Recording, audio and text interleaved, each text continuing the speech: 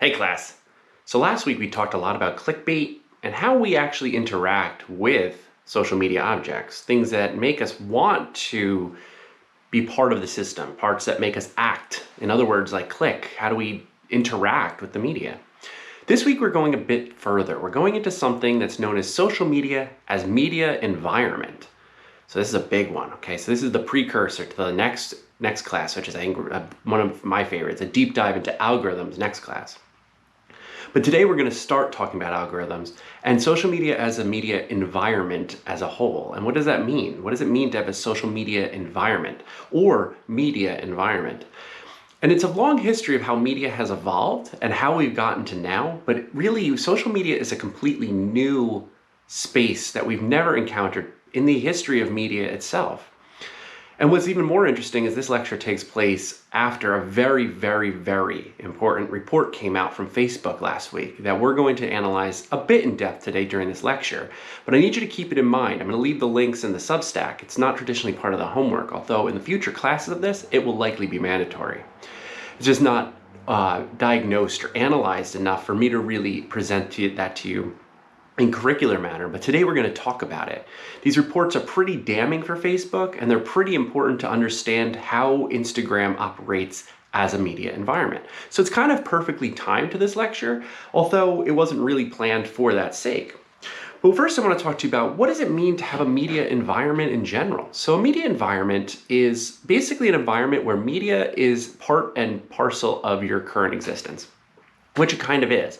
I mean, especially in our COVID world, it is a media environment. I think there's no way to escape the idea that it's a media environment. You're watching this on media.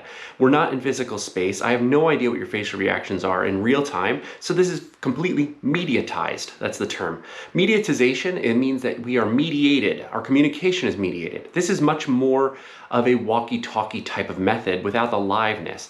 I present content to you, you present content back to me as interpretive. And that's a media environment of education. So it's a mediatized media environment for education. But typically if we go to work on a daily basis or we use Zoom to go to class or whatever that is, that's a mediated communications environment. We aren't seeing person to person. And of course, I don't have to tell you this. There's been many studies over many years that we lose something there, that we lose a connection to each other that isn't really designed for human communication. Humans are designed for in-person communication. It's how we got this far. The way we communicate with one another is shared through not just the upper halves of our body, but the micro expressions that our faces make. Our little fidgeting in class, your comfort levels of discussions are shown through an entire body of presence. It's similar to the way that VR is always asking the question, how do we know how we see? Because you don't just see through your eyes, you see through your entire body. When you feel something or hear something, it's not just sound in your eardrum, it's how it feels as a wave across you. So our body is part of the communication spectrum. And that's because we are part of an environment. And what that means is an environment.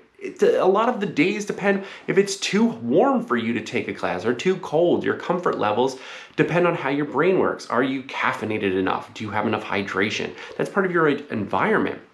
Are you feeling like you're tired or not? Is the temperature changing how you feel?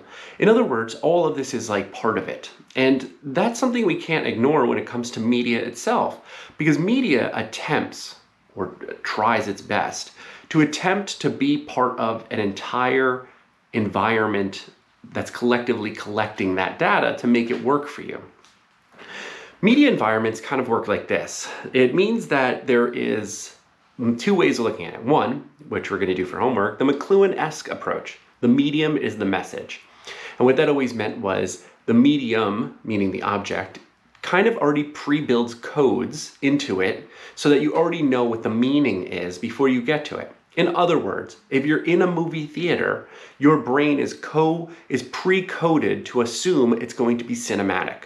That's the medium as the message. If you're watching on a television set, and I don't mean a monitor in your house, I mean like a box TV, the old kind, your mind is pre-programmed to think of it as television. If you're watching something on your cell phone, traditionally, before the recent past, you're more coded to think of it as something that's a social media creation. However, in the age of a mediatized media environment, all screens are mixed. Television no longer exists. There is no TV. We have monitors in our house. And when we watch something on that monitor, we could be watching YouTube, you could be watching a movie, you could be watching television. So the medium the television, the monitor, is no longer the message. The message is no longer pre-coded. The message comes from the content, which we talked about last class. And so the content becomes much more responsible for carrying a message. In that case, though, it means that we have to collect a lot of data to know if the content is working. And so a media environment doesn't stop at the screen. It doesn't stop with you watching this on some sort of device, whether you're watching this on your cell phone, whether you're watching this on your laptop, whether you somehow, for some reason, have decided to project this onto your television and make me really big in your living room. It doesn't matter, because what matters is what I'm going to be talking about, but what also matters is how much it affects every part of your life around it. So the theories that go with that are medium theory, which is McLuhan's theory, mediatization theory, which is the idea that nothing is affected without media. And that means that when we think about it, you have to think about mediatization theory as this: there is no outside to media. Similar to the phrase that we use, there's no outside to capitalism, which means we can't actually function in any day in any way without thinking that capitalism exists. There's no way to think outside of it. It exists as the superstructure. In other words, your mind can't actually conceive of it. I believe that you can't really even think outside of YouTube. I think that there is no outside of YouTube. An author named Nick Cernicek wrote the book Platform Capitalism, which we're going to talk about next week, and says that there is no outside to YouTube. Keep in mind, YouTube is the second biggest search engine on earth. That means that when you think of something, when you're thinking of trying to find an answer, your first thought is, let me Google that. That would be your first thought. So in other words, social media or media is part of that, or internet media. Then social media is part of it because YouTube is a social media. And so your second choice after Google would be, let me YouTube it, let me check to see. Odds are the vast majority of you, if not all of you, have used YouTube to at least figure one thing out of your life. You have figured out how to interact with that type of media. You figured out how to use YouTube. We've talked about this in earlier classes, about how YouTube is in and of itself not just a resource, but also the way of interpreting the world. Therefore, there's no outside to YouTube. Your mind can't conceive of a world where YouTube doesn't exist, so therefore it's part of your media environment. But then it gets a little weirder. Algorithms. So next week we're going to do a deep dive into algorithms, but today I'll start giving you an introduction to it. An algorithm is sort of a recipe that predicts an outcome. So if you ever want to know, if somebody asks you, what's an algorithm? You can just say, it's kind of like a recipe. It's kind of like when you make food. That's how algorithms actually operate. In other words, let's just say you get a Blue Apron or one of those box food kits, like where it comes with all the ingredients, but there's no way of knowing how to work. There's a sheet in there that gives you the recipe. That recipe predicts the outcome. In theory, when you look at the recipe, the predicted outcome is a dinner or a food or a meal, because it connects all of these different pieces of objects, food, and makes them into one predictive outcome, dinner. And that is how algorithms actually operate. What if you got that box of raw food without one of those cards? You could use your imagination, but you have no real prediction of the future because you didn't know how to put those pieces together. Social media algorithms work similarly. However, it collects the data of the environment around you. It's not just a recipe which assumes you have a pan and a knife, but actually knows you have a pan and a knife.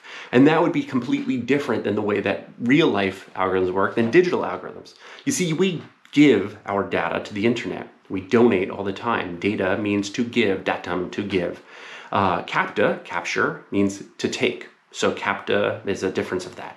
And algorithms work in a very capta environment, which we don't even think about. It's behind the scenes, we're constantly interacting with the internet. Every time you type something on Google, whether or not you press enter, it collects that data. Every time you type something into Facebook, whether or not you press enter and search, it collects that data. Every single thing you message one another on Facebook or Messenger or on Instagram, it collects that data.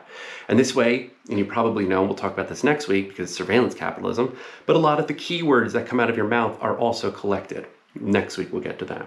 This week, we're going to talk about what does social media do?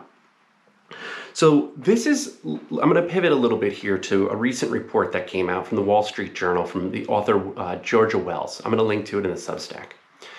An incredibly important article was just released that releases the research that Facebook itself as a corporation has given to the researchers or the reporters to talk about what kind of research or data they're gathering about their users. And it came up with a very fascinating, if not extremely damning, result of what Facebook is actually doing with this. And what Wall Street Journal, Georgia Wells tech reporter wrote says that Facebook knows positively that Instagram is bad for young people, especially young women. And it's bad, and they figured this out because Instagram was about to debut Instagram for Kids, a new app designed for younger than 13-year-olds to use Instagram. A little shocking there. Now, if you don't remember, a few years back, there was YouTube for Kids came out. And that actually comes out after ElsaGate, which we're going to talk about next week. An incredibly disturbing incident that happened because of algorithmic manipulation on YouTube that disturbed young children. We have yet to see the trauma that has caused long term. But Instagram is interesting because the reason Facebook did this study is because they found out that it creates bad social behaviors or creates bad comparative behaviors of young girls. In other words, that the platform itself inspired not just FOMO, which is what Instagram is designed for. Instagram is literally designed to create a version of yourself that people want to be. It's designed, it's part of its market platform, is that you're supposed to be posting on Instagram the best version of yourself. This is why Finstas exist. And I know a lot of people are making fun of Senator Blumenthal last week for saying Instagram is shut down Finstas. The bite is taken out of context, and I'm not getting into it here. But the question isn't about the fact that Congress doesn't really have a good vocabulary for social media. They don't. But it is also about the fact that we don't actually know what these social media objects do because we don't know behind the scenes. The idea of how much data is collected, what does these platforms do with it? Now, Facebook is pretty huge. Facebook, we talked about at the beginning of this class, has almost 3 billion users. It's almost half the planet uses Facebook. The problem was that Facebook plateaued at some point. It's super saturated or saturated with all the adults. There were no more adults joining the platform. So in 2012, Facebook purchased Instagram because Instagram was the new and upcoming app that was designed specifically to attract young people to its platform. It needed new users, and Instagram happened to be that place. When gathering that Instagram data, it realized that young people would join that, and then it could incorporate some of that idealistic data into Facebook, thereby increasing its thing. However, Instagram works completely separately. It works as a different system, but it is still part of Facebook as a whole, as a product. And we'll get into Oculus at the end of the semester. They also own a virtual reality company.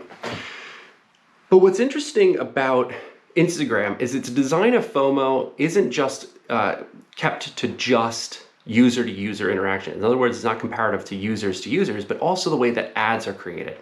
And what the Facebook research showed is that many of the ads projected a version of young women that is unachievable or would allow ads to be produced that told young women how to act. In other words, it was like the top 3 things that you should be eating this week, 5 ways to lose weight, and so forth. Remember the clickbait from last week? Those ads were permitted by Facebook to be part of the algorithmic feed. So it would basically be friend post, bikini post, friend post, bikini ad, friend post, and so forth. And these ads were creating a bad way of understanding how to be a young person and be comfortable in their body because the ads were being sold in a certain way to project a version of reality that was unreal onto the user. It's dangerous rhetoric.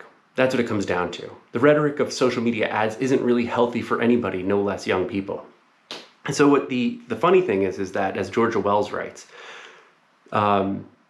the Facebook people say, hey, at least we're doing this research.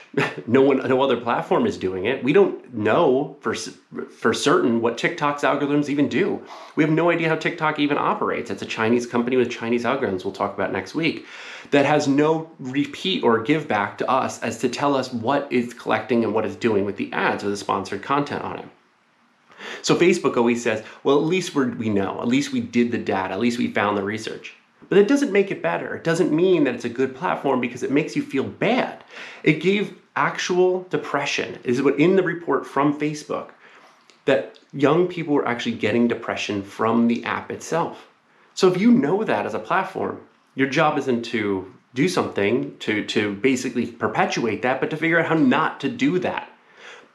But you have to understand a lot of this is so profitable that it's really hard for them to change course at this point. It would be too big of a structural change. So a lot of this then comes down to the environment around us. Why are we using Instagram? Why are we using social media this way? Why are we interacting with content in a way that makes us feel bad? Do we mean to do this? Many of the people interviewed by Georgia Wells, these young people, said that they still like Instagram. It still serves a purpose of what the platform should do. It's a way to keep in contact with each other, to see what we're up to see how things are going. The problem isn't the use of the platform. The problem is the ads that we're able to be worked within it because it's collecting data about ourselves. Facebook uses tracking cookies across all of your searches. So if you search something on another site, it sees that search. It records your entire history, your search history across all of your browsers. So whatever you're looking for. In fact, if you spend too much time looking at an ad, it's clocking that amount of time. Again, we'll go into that in much more depth next week. What would McLuhan think? I mean, is the medium the message then? Is Instagram pre-coded, which it is, to give you a sense that we already know what we're getting from Instagram? The medium of Instagram then becomes part of that media environment. It's all around us. We know how people are going to be. If it's a sunny, warm weekend in the fall, we kind of can predict what posts are going to be on our Instagram. But remember, Instagram and Facebook have algorithms that allow it to know well in advance what you're likely to do because you've already made those choices in the past. By liking something, by actually leaving that data or sharing a post or commenting on something, it creates a different social structure, so to speak, a different scorecard, how high you are ranked among other people in your algorithm. When you go to your Instagram, you can actually find a setting that shows you how many people you consistently interact with. So if you go to a part of it, it shows you that out of, let's just say you had 800 friends, you're probably only interacting with about 200. Why those 200? What do they have to do with you? They're part of your media environment. That is the space in which you keep each other. And that to me is really fascinating in studies that we're going to have to do for long after because we're not really sure what directives that it's giving us. In other words, is Instagram making us the recipe and the predictive outcome is yet to happen? So those are how algorithms are kind of working. And like I said, we're going to go into depth of surveillance capitalism and how that predicts a future for us. But in this case, we just know that social media is a media environment. We can't think outside of it. So for homework, there's a couple of things that I think are really fun. One is a little bit of a throwback project. It's a McLuhan exercise. We're going to be doing for homework a McLuhan tetrad. A tetrad just means a box of 4, like old school Punnett squares, it's old school. But McLuhan had his own tetrad, and we're going to make our own. You're going to read a little assignment on how tetrads even work, and you're going to pick any social media, anything you want, from MySpace to Facebook to Animal Crossing, whatever you want, okay? You pick literally any way you want it, and Animal Crossing is arguably, yes, a social media. And a tetrad basically asks a question. What does this social media enhance? What does it reverse? What does it retrieve? And what does it obsolesce? And that question becomes this. What does this product improve overall? It comes from somewhere, so what did it make better? What did it reverse? What happens when it reaches its endpoint, its limits? What does it actually cause to break? What does it retrieve? So what's its origin? In other words, there's nothing new. So Instagram is just a rehash of the Polaroid, right? So I'm giving you that one. You could actually do Instagram for your homework if you'd like, because all of you may have a different sense of how a tetrad works. And what does it obsolesce? By Instagram's existence, what no longer exists? So that's one assignment. It's a fun assignment. You could do it graphically, like you were doing with your social media thing. Some of you did this really great PowerPoint presentations, and others made Word documents. Totally fine. I don't care how you deliver it. You could do a tetrad as a list, or you could do a tetrad as like a Punnett square, make a box out of it, however you want to hand that in. And the other one, it's a really important assignment, which is you're going to watch Black Mirror Nosedive. The episode Nosedive is extremely important. I'm not going to really give you too much of a sense of what it's about.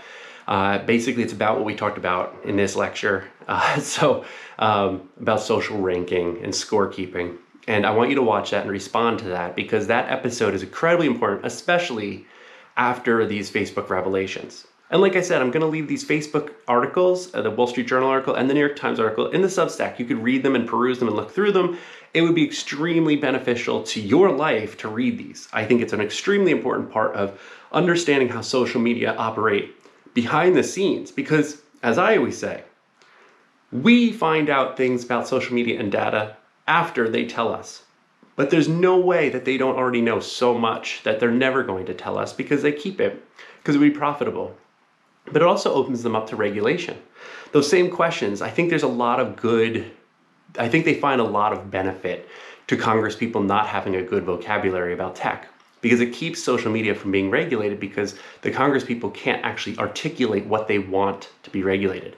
And so we, as an audience, actually create a spectacle about Congress people making mistakes on these things, and it distracts us from the real thing, which is that social media exists outside of any regulatory structure whatsoever. They're free, but that freedom comes at a cost. Opacity. We can't see how it works. We don't know what happens behind the scenes, and we have to trust it. And honestly, in a media environment, I'm not sure how much trust we should be expending to things that we have no idea how they work. We at least know how to figure out how a car works all the way down to structure. We may not have to fix it ourselves, but we know how to trust the mechanic if they're doing it right. We can look into it. We have no idea what's under the hood of social media, and it basically exists in and everywhere around us. We can't live right now kind of without it. It just is what exists around us. So until next time, stay curious, stay vigilant, and stay healthy.